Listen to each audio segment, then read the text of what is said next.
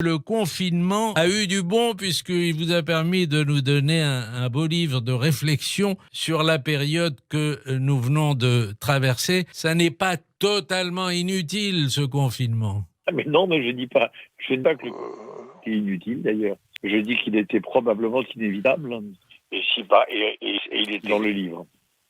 Et si pas, et il est exact qu'il m'a permis par ailleurs d'écrire ce livre qui en France est vendu à 36 millions des livres par an. Enfin, des livres auxquels je tiens. Toutes les autorités qui commencent à dire que c'est un truc. Il mérite surtout que les laboratoires réfléchissent dessus.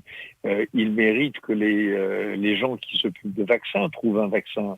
Et il mérite que les praticiens qui voyaient arriver des malades les intubent de la bonne manière. Ça oui, se servir du virus pour réfléchir à quoi doit ressembler le monde d'après, pour nous expliquer qu'il faudra moins voyager, pour nous dire avoir des passeports indiquant notre empreinte, notre contribution à la pollution de l'air. Tout ça, non. De peur. Mais comment vous l'expliquez? Autrement dit, ce qui me gêne, moi, c'est la façon dont se sont emparés du virus un certain nombre de gens, de tous les bords d'ailleurs, évidemment, à gauche beaucoup, l'écologie radicale, mais aussi à droite, les providentialistes qui ont vu un signe du bon Dieu venant punir les humains. C'est plutôt un cri d'inquiétude. Ce que je pense en gros, c'est que il y avait des mauvaises tendances dans la société française. Et ça, je suis inquiet de cela. Par exemple, ce qu'on appelait la distanciation sociale. C'est pas né avec le virus.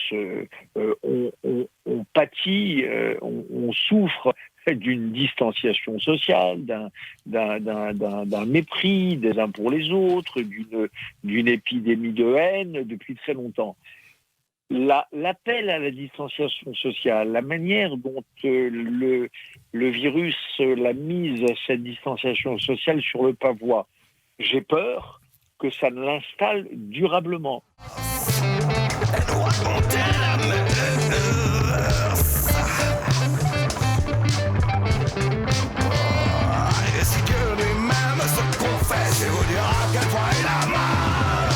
D'avoir créé cette conscience qui nous